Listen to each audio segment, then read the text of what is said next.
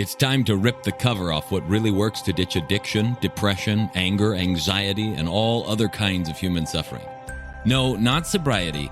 We're talking the F word here, freedom.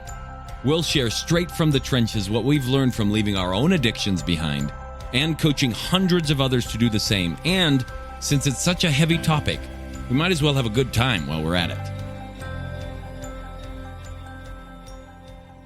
The film begins with a crew leaving in Haiti. I think it's in Haiti. They're leaving a truck. They've got guns, they're armed guns, and they're raiding this house, this brothel, as they're taking down this lady who's been doing a lot of human trafficking over the years.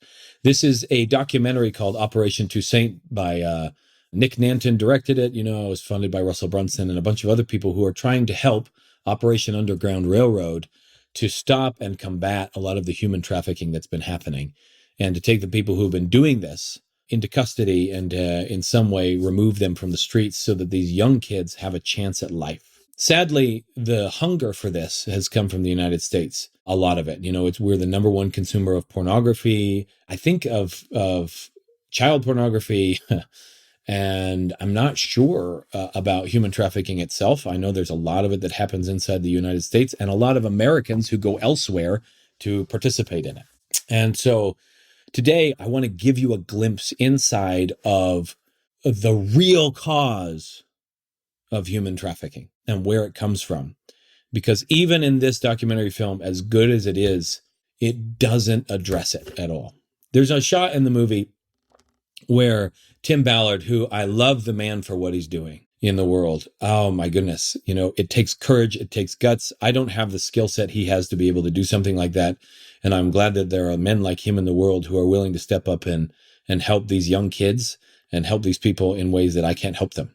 So there's a scene where he's in the car and the movie camera is kind of alongside of him and it's looking across his face, and he's explaining how he's interviewed all of these, like, you know, people who are serial rapists and people who have been doing human trafficking and people who've been caught in it where they've been imprisoned, and he's interviewed lots of them. And he says the story's always the same.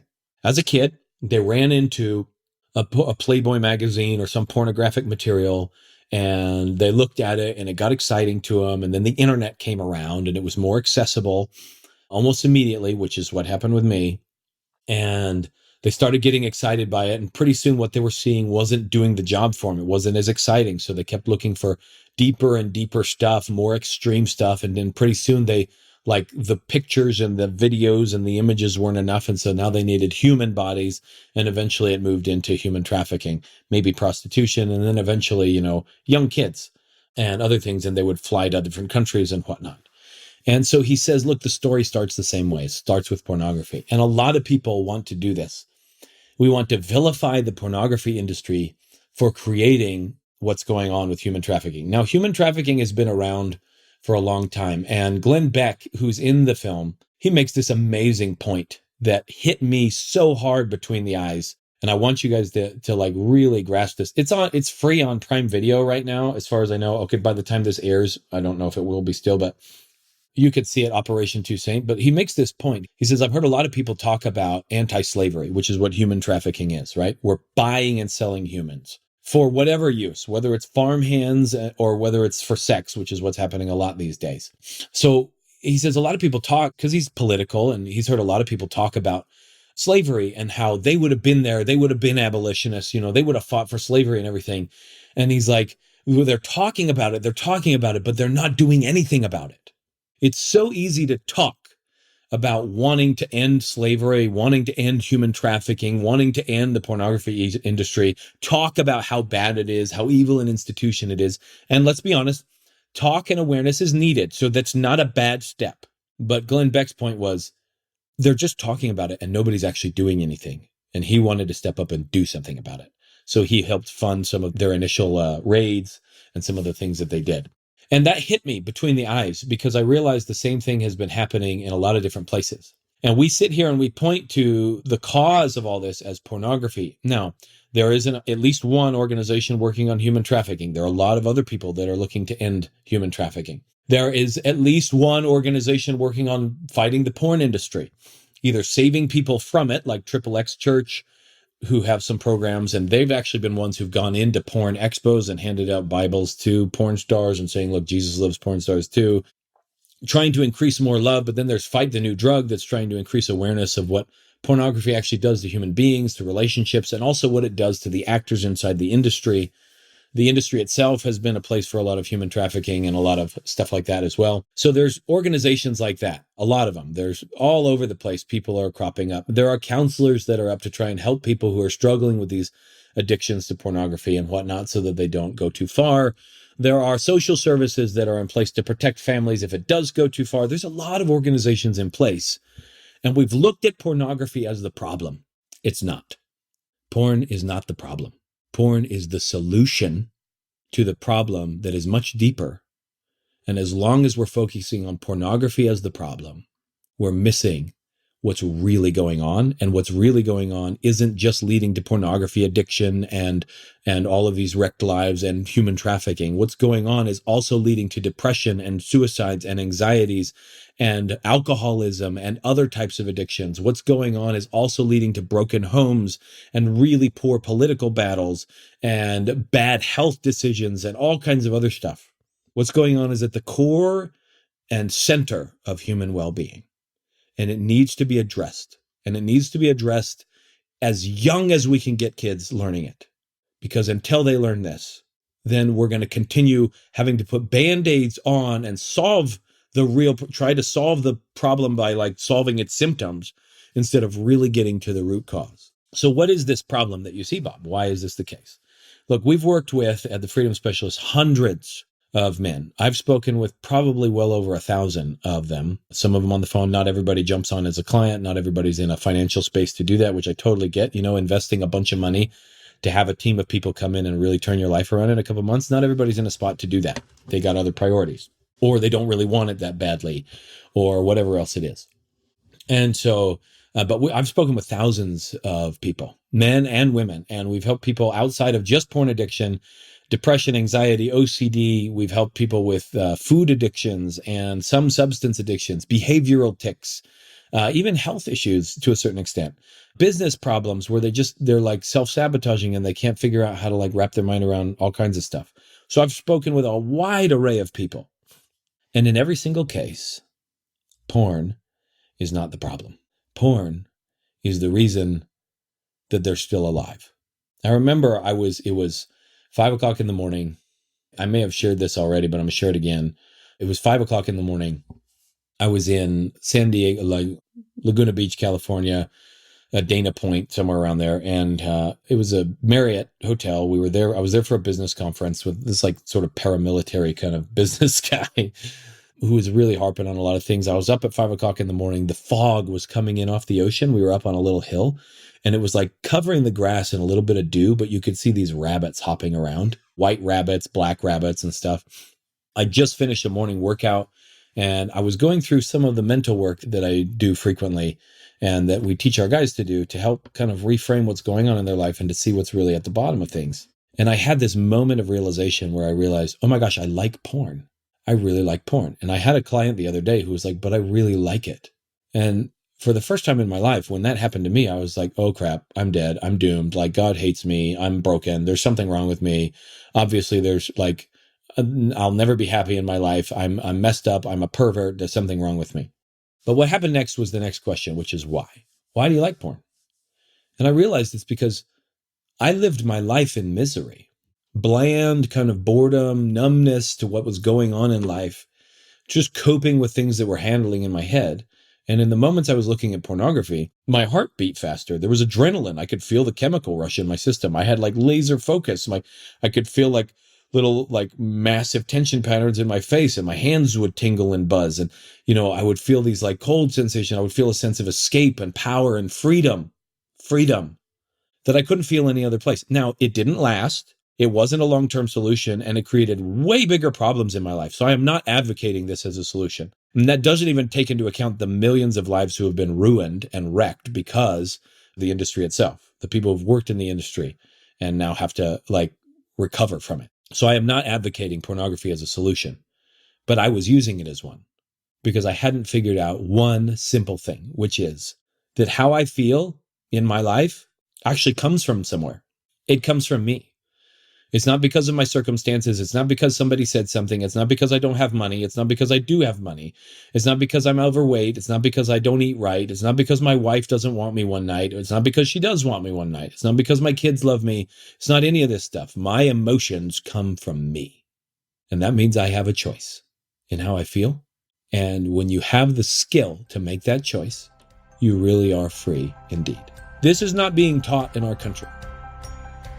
If you or someone you know is looking to drop the F-bomb of freedom in your life, whether that's from addiction or depression and anxiety or just anything that's making you feel flat out stuck, but you have no clue how to shake it and just want help doing it, head on over to liberateaman.com and book a call where we can look at your unique situation and give you the roadmap you've been missing. So we point to pornography as the problem that's leading to human trafficking. But the thing that's creating the hunger for pornography in the first place, the thing that's creating the problem that needs the porn solution, is human misery. Yes, guys are wired to respond to female bodies. Females are wired to respond to male bodies, but maybe not in the same way exactly. Like, I don't know, I'm not a girl. There is some biology at play. But if you're craving it, if you need it in order to be whole and complete in your life, there's a problem. And you're solving that problem with the pornography. And that root problem is what we focus on. It's what we specialize on. We've got a really powerful method of helping people, coaching them through a process to help them drop these root problems that are causing some of their deepest misery. There's some other things that go into it, associations with what pornography is and how it controls them, their future, beliefs about whether or not they can change, that stuff. But ultimately, the source of the need for the solution is their biggest misery. The beliefs they have about themselves, their worldview, the bus they got on when we talked about Keanu Reeves a couple episodes ago, their worldview, and where they got it, how they internalized it. And that's what's causing the problem. That these kids are growing up and they're believing things about themselves and their life and what's possible for them that is negative. And they are using video games and drugs and pornography and sex and vandalism and, law-breaking activities, but then also other not so helpful things to cope with it. I'm not saying there's anything wrong with video games. They're fun. But if you can't stop, there's a problem because it's owning your life and you're not using it as a tool anymore. And so this problem starts when people are young. They develop a worldview about themselves and it makes them feel miserable. Well, what would make a person feel miserable? Have any of you ever been to junior high? Would any of you ever want to go back to junior high? It's an awkward time. Kids are growing up. They're gangly. They got arms going every which way, legs playing akimbo, like all kinds of weird stuff going on in their system. They got zits popping off their face. Their friends make really mean, nasty comments at times because they think it's funny. They're trying to figure out pecking order and where they fit in the world. There's so much stuff that happens in junior high. It's a nightmare. I can't imagine who would want to go back through that. Oh, my goodness. And in the middle of it, a lot of kids pick up this idea that they're not good enough, or they're not pretty, or nobody likes them, or they don't belong, or they're worthless, or they're a failure, or they're a disappointment, or if they don't do what other people expect of them, then bad things are going to happen, or that they always have to work hard, and that life isn't meant to have a lot of fun, that they don't get to have fun with their friends, that's a negative thing. They can only do that after all the work's done and the chores are done. I'm not saying these are bad lessons, but they're internalized. They're internalized in a way that's very, very detrimental. And the kids pick it up and believe it's a fact.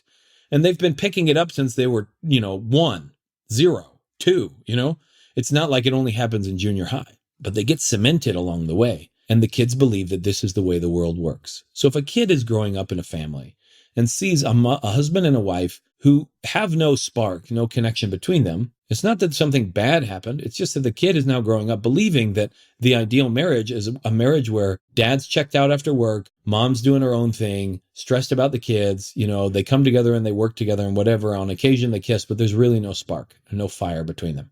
And then that's what a real marriage is. And so he grows up or she grows up believing that and either not liking it or liking it and either trying to create it or trying to create something totally different. But that's what they've been given. And you name for me the number of adults, can you name more than on one hand, the number of adults that you know of that are legitimately happy, as a personality, There are not that many of them. And even a lot of the ones that we know of, if you look at them, they have depressive bouts and they have other things too, right? So kids grow up watching this, thinking this is what life is like. I'm as a kid, it's all fun and games. But then when I get older, it's work and misery. It's no wonder kids want to hide in video games. It's no wonder kids want to go find things that are more exciting. It's no wonder kids don't want to work. It's because life that's being presented to them is miserable. And the only things they find excitement in are the things that make them come alive. All the rest of it just feels like a chore. I'm not saying that there's an easy solution to this. I mean, in my mind, there kind of is, but there's a lot of moving parts here in a society that's built on this. But these kids grow up without knowing that how they feel is in their choice. So they see their parents who don't know how to change their emotions. Honestly, ask yourself, how many of you know if you're angry, exactly how to turn that around in 10 seconds or less? Look, I don't want to be angry anymore. Cool. Let me switch it. Okay, good. Done. Yeah, I'm super happy now. And it's not fake. It's not about fake it till you make it. It's not about stuffing anger. It's legitimately shifting, letting go of the anger so it's no longer there. Do you know how to do that? If you don't, that's a skill. These kids don't know that that's possible. So they grow up believing things about themselves that make them miserable, and they need something to fix it.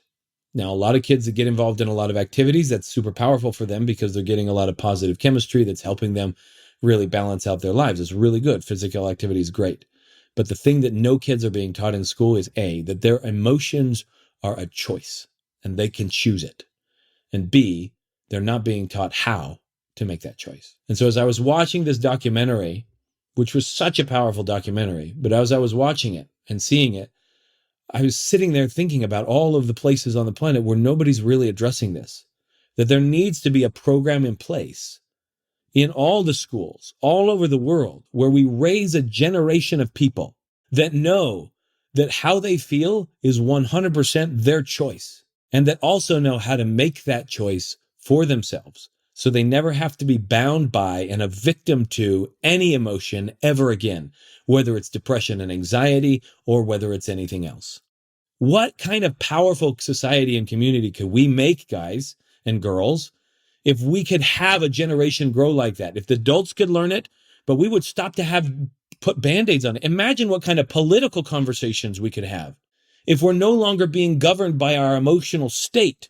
If political campaigns aren't being run to try and make people emotionally angry at the next candidate because they realize that the population will no longer be controlled by the government, or it's not just the government, but by campaigns, by emotion. But people can put their emotion aside and look clearly at the facts and make better political decisions.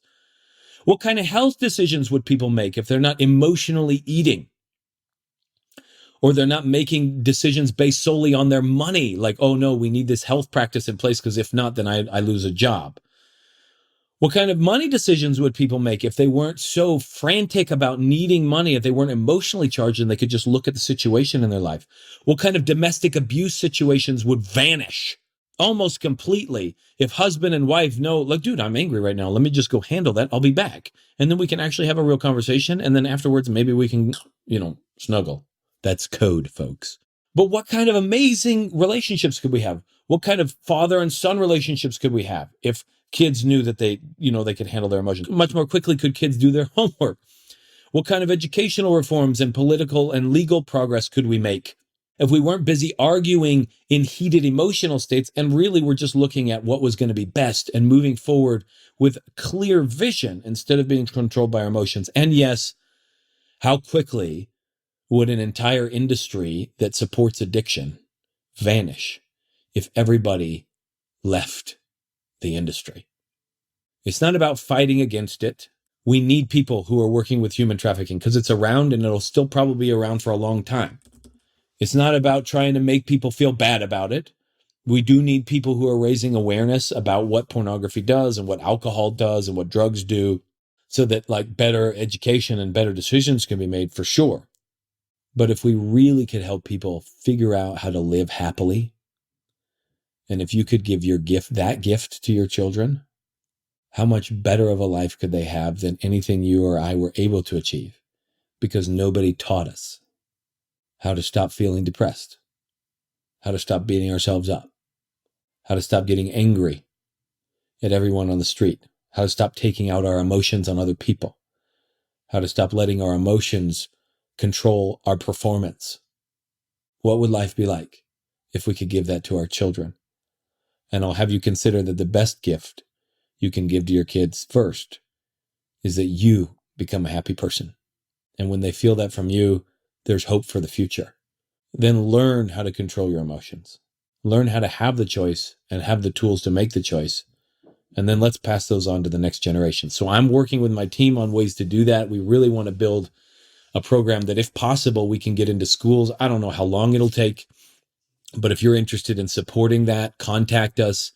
You can send me an email, bob@thefreedomspecialist.com. Email me, contact us if you want to donate, if you want to help fund things. There's like movies we need to put in place for awareness. We need to talk to legislators. If you've got connections, any way, shape, or form that you can help us to shift what's going to happen in the planet so that addiction doesn't even become a conversation that is widespread conversation anymore, then let's talk. Because this needs to happen for humanity to survive in the next coming decades. Otherwise, emotion is going to cause humans to make really poor choices. I mean, even when it comes to ecology, how much more carefully would a human treat the planet if they weren't emotionally consuming all kinds of stuff just to try and feel better? And they could actually see what the ramifications of their consumer decisions are. Everything in our lives is being affected by our emotional state. And all of the other animal species on the planet are being affected by it too. And if we really want to shift the world, it's going to be raising consciousness. And one way to do it is teaching children, A, emotions are a choice. And you can always make it if B, you know how. So let's make this happen. And it was good. And we'll see you next time. And that's it for today's Alive and Free podcast. If you enjoyed this show and want some more freedom bombs landing in your earbuds, subscribe right now at wherever you get your podcasts from. And while you're at it, give us a rating and a review. It'll help us keep delivering great stuff to you. Plus, it's just nice to be nice.